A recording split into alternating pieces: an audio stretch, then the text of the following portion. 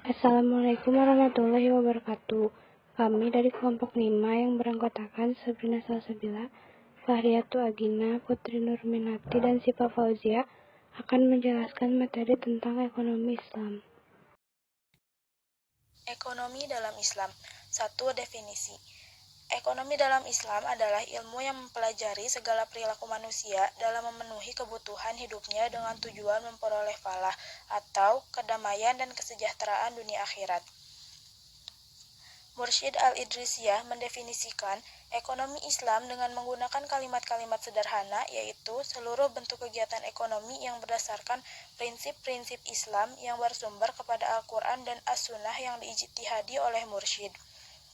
Kedudukan mursyid memiliki peranan yang cukup arjen termasuk dalam memberikan curah pemikiran mengenai konteks ekonomi Islam. Sesuai dengan tuntutan dan perkembangan zaman juga mampu mensosialisasikan dan memobilisasi umat untuk berekonomi Islam dengan uswah atau teladan dan karismanya. Menurut para ahli,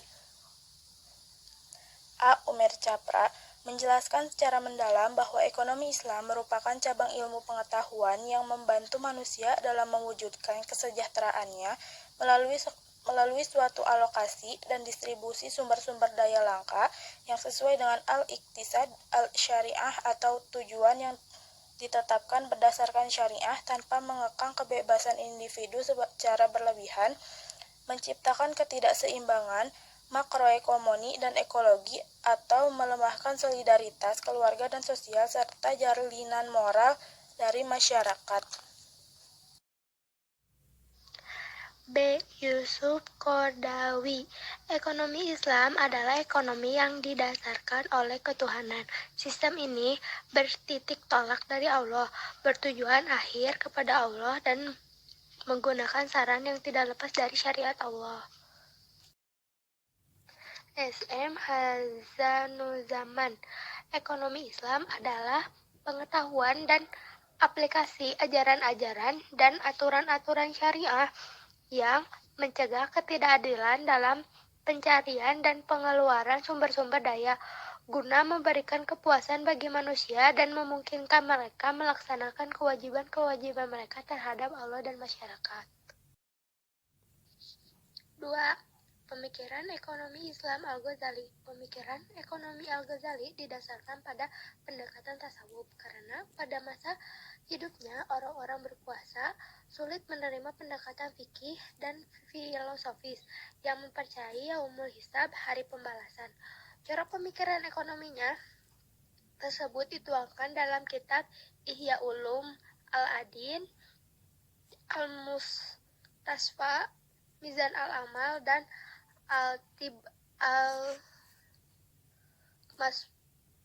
fin Nasihat Al-Muluk.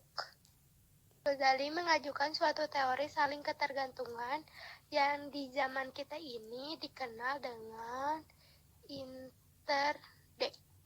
Setiap manusia dalam kebutuhan hidupnya saling bergantung satu sama lain. Kaum produsen yang menghasilkan bahan makanan di desa memerlukan alat-alat industri yang dihasilkan oleh pabrik di kota, dan keduanya memerlukan kaum pedagang akan mengusahakan tukar-menukar barang-barang yang dibutuhkan oleh masing-masing pihak.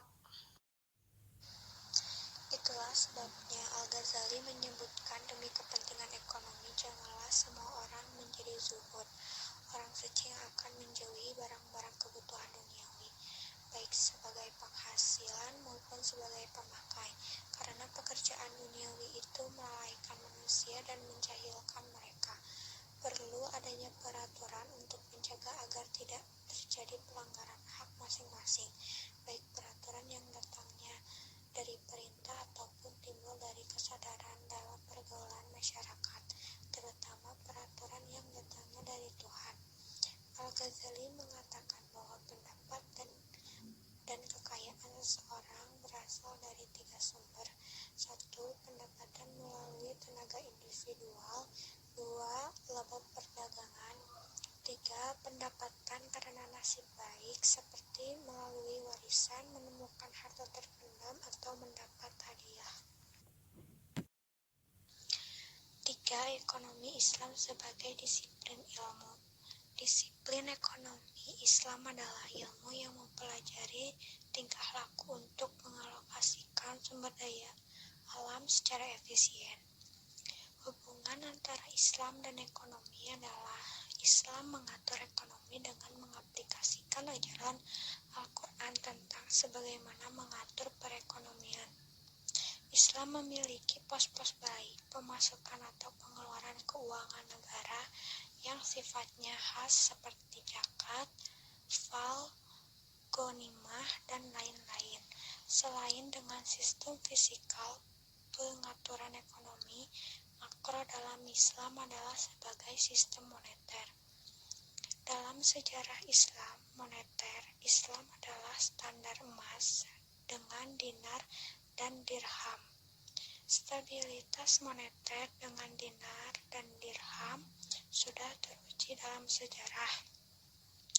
Apapun ilmu yang dipelajarinya, tanamkan bahwa itu semua adalah usaha kita untuk mendapatkan ridho Allah Subhanahu wa Ta'ala.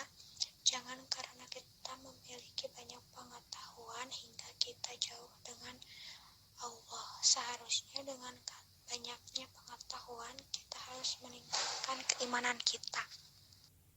Metodologi dalam hal ini akan membantu kita dalam membangun skema konseptual atau conceptual scheme ekonomi Islam, yaitu nomenklatur dan kerangka dasar dalam pengembangan disiplin ekonomi Islam, dan kemudian menyusun body of knowledge ekonomi Islam secara sistematis. Kesuksesan perkembangan ekonomi Islam sebagai sebuah disiplin ilmu sangat bergantung kepada keunggulan metodologi yang ditawarkan dan digunakan dalam pengembangan disiplin ilmu.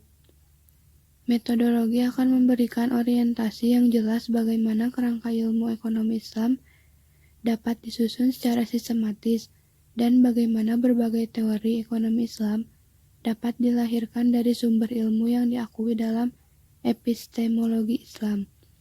Apapun ilmu yang dipelajarinya, tanamkan bahwa itu semua adalah usaha kita untuk mendapatkan ridho Allah Subhanahu wa Ta'ala. Jangan karena kita memiliki banyak pengetahuan hingga kita jauh dengan Allah. Harusnya dengan banyaknya pengetahuan kita harus meningkatkan keimanan kita.